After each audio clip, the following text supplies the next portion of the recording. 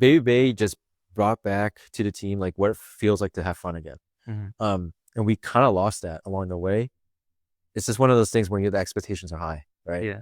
You're like, oh, you should win this. And before it was easier, like in 24 or 23 at the guard, like it felt good to be underdogs, and like we had hype men in the team, and we're just so animated. But now it was kind of lost a little bit, and babybay brought it back.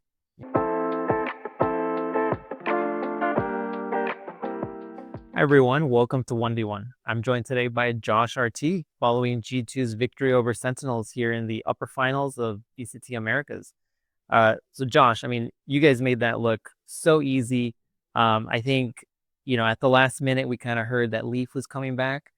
At what point did you know that Leaf was going to be back for this match? Earlier this week, I had to make this decision Monday when we got the good news that his health was on track to be like we got everything taken care of basically. There's a lot of complications that occurred, and we had to delay his comeback, and we had to make sure like he was going to be near 100%. And this was a decision not taken lightly, obviously, with Andrej playing so well, babybay being number 2 in stats in playoffs, which is a big surprise, but it's also a really good problem to have, but yeah, I mean, like, it was one of those things where I had to just stick to my plan from the get-go. And we all knew, including Andrej, that his role is to try to be a good substitute, be a good role model for the team, for Leaf to come back, and he did, albeit like 2 or 3 weeks later. And it was just 4 days of practice, and here we are. Yeah, I mean, it looked pretty seamless. I mean, I think Leaf obviously had been with the team for most of the season and been away for a little bit. Were you surprised at how seamlessly he was able to fit back in? Yeah. I mean, I had my doubts for sure. I mean, keep in mind, the last time he played was like, it feels like 2 months ago, something like that. It was pre-EWC. We heard the news like he couldn't fly to EWC. His last game was against Fnatic in Toronto. So it's been a minute. He's been in and out of the hospital. You can see his tweet about like how difficult of a journey he's been through. In the couple scrims that we had like sprinkled throughout stage 2, like he showed good form, but it's not just he needs the reps. Like any player needs the reps for like the new maps, the old maps, whatever it is. We had new comps, so there's a lot of stuff like he has to learn, and it was a massive cram session for 4 days to get him up to speed. And to be frank, like it wasn't the best practice results, but we all believe that like he can come back. We just need to bring him on stage, and this showed. Like he is a force to be reckoned with, and we kind of forgot like this guy dominates America. So let's just prove that again. Yeah.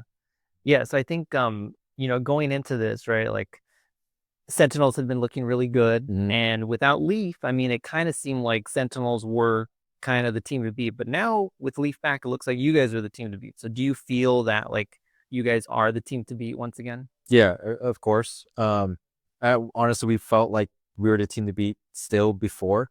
I think people kind of underestimated us with babybay in the lineup, and I always believed that Andrej had what it took, even though he was a caster. And like whenever I talk to him in events, and I ran into him a couple times, like he has the right mindset for a competition.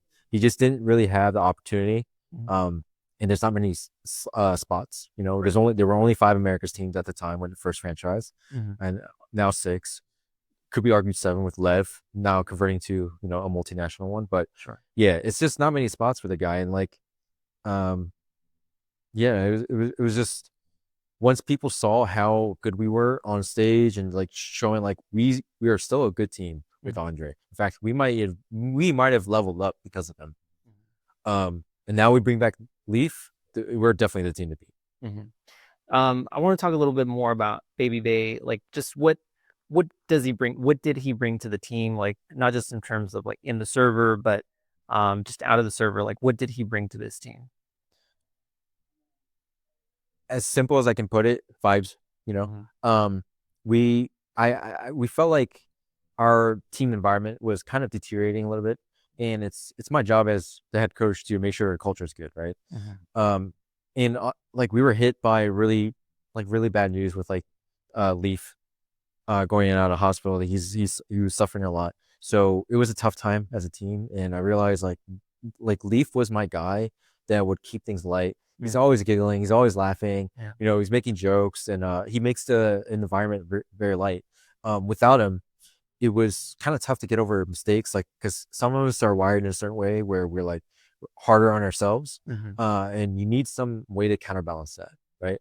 Hence a vibes merchant, you know. Yeah. So that was my priority. I wanted to make sure the character is right, you know. Like that's honestly how I recruit. I want to make sure the character of the player is good, barring that, you know, he has the minimal skill, like floor. And so it just felt like the perfect fit.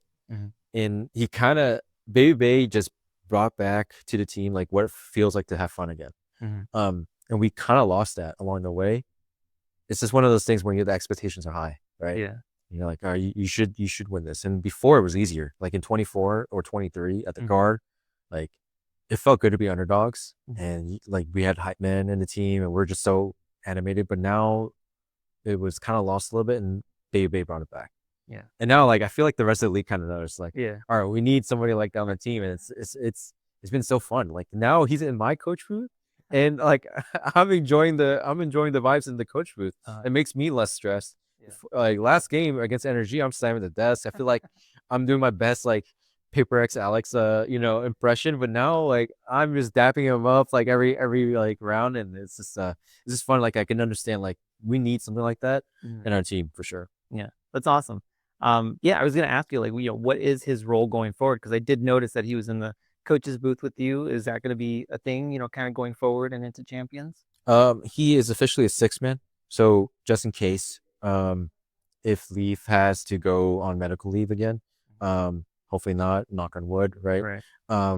But he also helps our practice environment, you know. He helps spur good conversations. So I can see a world where he can become a coach, but I feel like we stoked the competitive fire in him that he wants to play again, and he can be on any team, honestly. But yeah, like for champs, my idea is that, I mean, PaperX kind of paved the path. Like they had Mind Freak and you know, helping the players. Like he is the best like coach to player, you know, talker. Like he can talk to anybody. He's such an extroverted guy, like such a personal guy. So like any hard feedback, I might give it to Andrej. Like, hey, I want you to work with this. Let's see. Let's see. Yeah, that makes a lot of sense. Yeah. So, you know, speaking about champs, you guys have been qualified for champs for a little while here. You know that you're going to Paris. You guys are in the final though, on Sunday first. How important is it for you guys to win that final, to kind of three-peat here in Americas? It's very important because we want to make our stamp in Valorant history. I don't think a three-peat has ever been done domestically. I think EMEA had a two-peat somewhere, I think. But yeah, we just want to try to win it all. I feel like that's like part of our DNA, part of our culture. Like we're relentless in that, and that's what I try to embody and like show the team. Like there's no foot off the gas. Obviously mindful of burnout issues and everything. I'm always paying attention to that, but you know, that's our goal, and I think it also helps our goal to win champs as well.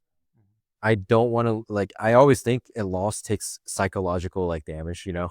And it better be worth it in a way, right? Like there's got to be lessons to any loss. Otherwise it's just not that helpful, right?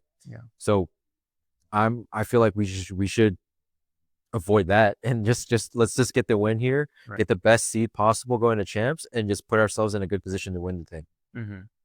Yeah. So what's kind of your mentality, you know, going into champs? It's coming up here in a couple of weeks. You guys have been to every international this year. You guys have done well. You guys came close in Bangkok. What do you think the team needs to do kind of going forward to get over that hump and finally get that trophy at an international? I think it's just making sure we just have the right mentality, and having that like resiliency, but also a level of joy about the game. I think, like I said, like we were met with high expectations, and early on we were thinking like, okay, we're favorites to win. The community always says it, and it's hard to manage those expectations. So it's kind of like blocking out the noise, only focusing on the signal, which is just let's play very good Valorant. That's all it is, and let's find joy in playing very good Valorant.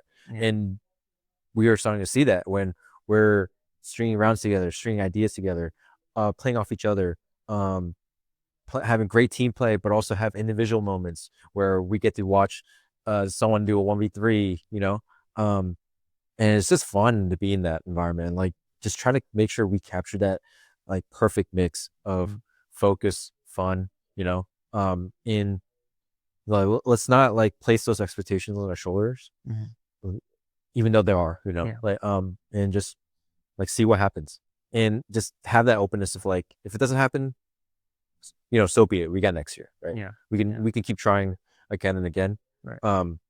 Because we're not easy to kill, obviously. So but just see what happens. Yeah, I mean, you guys will definitely be one of the favorites. So I got to wrap this up now, but last question. Any teams that you're looking forward to facing at Champions? Fnatic, of course. I like playing against the teams that are like we've faced against but lost, PaperX. I want to play PaperX again. I'm also paying attention to some of the newer teams that like really surprised. I like RQ. I like EBL. Maybe there's a talent coming in that, depending on when this like interview gets released. Like we won't know the full results, but some of these teams, like they seem so exciting, different styles. Can't wait to try my best against it. For sure. And then just floor is yours. Final thoughts here. Thank you all like for supporting. This has been a wonderful experiment with babybay. And now that Leaf is back, I hope you guys really root for us hard. It's been a really tough year for Leaf. It's been so tough. So we appreciate all the support. But yeah, tune in for the grand finals this Sunday. All right. Well, thank you so much, and good luck at Champions. Yeah, thank you.